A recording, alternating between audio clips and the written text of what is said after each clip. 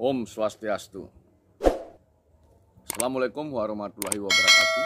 Salam sejahtera untuk kita semua. Salam Namo Buddhaya. Baik, selamat sore pemirsa sekalian, dimanapun Anda berada. Saya Gus Bonggo Kresi kembali menyapa Anda semua melalui channel YouTube saya ini dan channel podcast saya. Sore hari ini hari Rabu tanggal 25 Mei 2021. Kembali saya menyapa Anda melalui channel ini. Pada sore ini saya ingin membahas tentang satu berita yang sedang hits di media, baik itu media mainstream maupun media sosial.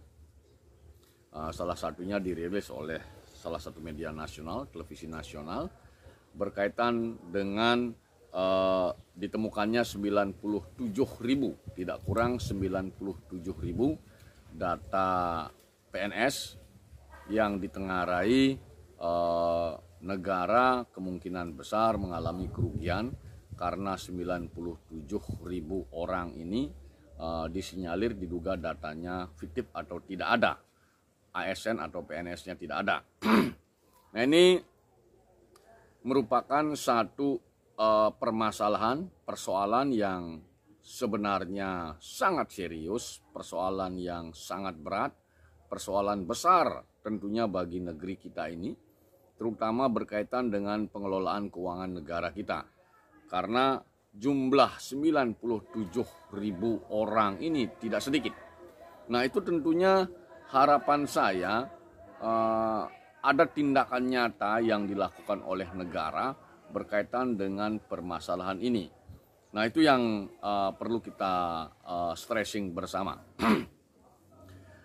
Kemudian dari perspektif administrasi negara, dalam perspektif administrasi publik, perspektif kebijakan publik, tentunya ini merupakan satu tema yang menarik sekali dan perlu kita ikuti perkembangannya seperti apa.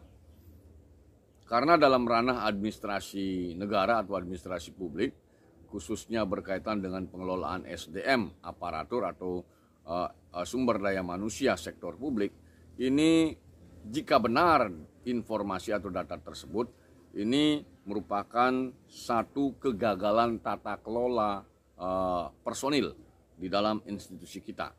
Sekali lagi saya katakan, ini jelas merupakan satu kegagalan dalam tata kelola personil aparatur negara kita.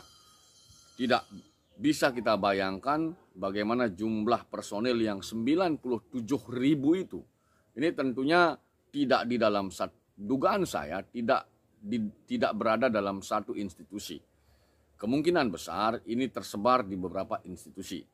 Nah, berkaitan dengan hal itu, ketika kita misalnya mencermati kembali lebih detail persoalan ini, katakanlah estimasi yang kita berikan gambaran bahwasanya satu PNS atau satu ASN itu menghabiskan anggaran negara di kisaran 10 juta orang per bulan, gaji ditambah tunjangan perbaikan penghasilan dan lain sebagainya, itu kita berikan rata-rata ringnya itu 10 juta per ASN, per PNS, per aparatur itu, dikalikan 97.000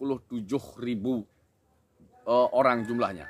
Itu mungkin satu bulan hitungannya itu angkanya di kisaran 970 miliar rupiah per bulan. Jadi sedemikian besar anggaran negara yang kemungkinan besar tidak jelas kemana arahnya, siapa yang menikmati itu. Kemudian apabila hal ini terjadi 1 tahun anggaran 12 bulan, berarti tidak kurang sekitar kisaran 11 triliun rupiah. Uang kita tidak jelas siapa yang menerima. Nah, berkaitan dengan hal ini, tentunya dalam ranah administrasi publik, khususnya kebijakan publik, ketika kita berbicara menggunakan pendekatan hukum yang kaitannya dengan tata kelola keuangan negara, pandangan saya, apa yang sudah ditemukan atau disampaikan oleh pemerintah pusat melalui Komisi 2 DPR RI, jadi sesegera mungkin meminta tindak lanjut kepada eksekutif. Jadi pandangan saya bagaimana DPR RI menekan sehingga dilakukan pemeriksaan lebih detail atau teknis menggunakan pendekatan kasus kepada BPK RI. Sehingga bisa diketahui dengan jelas institusi mana saja ada 97 orang ini, 97.000 orang ini. Nah, kalau kita menggunakan pendekatan hukum, pendekatan manajemen tata kelola pemerintahan yang berlaku di negeri kita ini, berarti penanggung jawab akhir daripada kasus ini sampai hingga keluar uang itu atau cair anggaran atau gaji tersebut, ya tentunya muaranya adalah bendahara negara. Berarti bendahara negara berarti ex officio di sini Kementerian Keuangan. Tetapi sebelum dia masuk ke atas, tentunya setiap institusi ada pengguna anggaran. Jadi pengguna anggaran inilah yang ada di masing-masing institusi publik ini yang paling bertanggung jawab langsung terhadap cairnya anggaran ini. Nah, harapan saya tentunya BPK melakukan tindakan cepat. Jadi institusi mana saja yang ditengarai ada menggaji PNS yang tidak jelas atau ASN yang tidak jelas orangnya ini, tidak ada orangnya ini.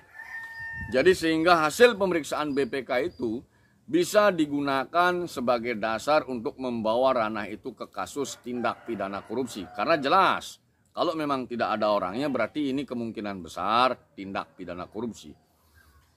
Kemudian hal kritis lainnya yang perlu kita cermati bersama, pertanyaan saya pribadi, selama berapa tahunkah terjadi pembayaran gaji ini kepada 97.000 orang ini? Seandainya lebih dari 1 tahun, wah ini betul-betul sama halnya dengan, mohon maaf, asas praduga tak bersalah. Jadi bisa diduga ini merupakan sebuah modus perampokan kepada uang negara, terhadap uang keuangan negara. Dan ini tidak bisa dibiarkan. Jadi siapapun yang terlibat di institusi manapun itu seharusnya penegak hukum dengan tegas menindak dan menyeretnya ke pengadilan tipikor. Karena saya tidak habis membayangkan 97.000 orang. Kemudian per bulan anggaran negara disedot tidak kurang dari 970 miliar. Dalam 1 tahun bisa habis tidak kurang dari 11 triliun. Sementara pada sisi yang lain, pada saat yang sama, negara kita ini sedang kekurangan anggaran. Sehingga kita meminjam anggaran setiap tahun dari luar negeri, dari Bank Dunia.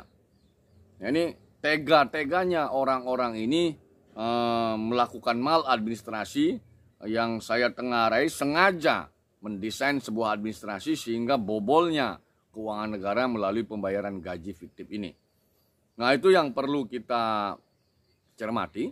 Dan ini pun sebenarnya sisi positif yang perlu kita ambil berkaitan dengan kasus ini. Ini mungkin salah satu manfaat yang kita peroleh ketika di era reformasi ini kita menggaungkan apa yang namanya revolusi mental. Mungkin revolusi mental itu sudah masuk ke dalam relung sanubari para penyelenggara, para aparatur pemerintah, sehingga ada yang berani mengungkapkan kasus ini. Sekali lagi saya katakan, sehingga ada yang berani mengungkapkan kasus yang besar ini, kasus yang berat ini. Sehingga data ini bisa diketahui oleh DPR RI, dan mudah-mudahan DPR RI pun terutama Komisi 2 betul-betul mengawal kasus ini. Sehingga ada titik temu, sehingga ada titik terang, sehingga ada kejelasan bagaimana ending dari permasalahan ini. Jadi harapan saya, siapapun yang terlibat berkaitan dengan kasus ini harus diadili dengan seadil-adilnya. Demikian hal yang bisa saya sampaikan berkaitan dengan tema PNS fiktif yang jumlahnya tidak kurang dari 97.000 orang. Mudah-mudahan apa yang saya sampaikan ini bisa menjadi referensi untuk kita semua, bisa menjadi cambuk untuk kita semua untuk memperbaiki negeri kita ini demi kemajuan bangsa dan negara kita ini. Akhirnya saya tutup dengan menyampaikan Pramo Santi. Om Santi Santi Santi Om. Assalamualaikum warahmatullahi wabarakatuh. Salam sejahtera untuk kita semua. Salam Namo Buddhaya.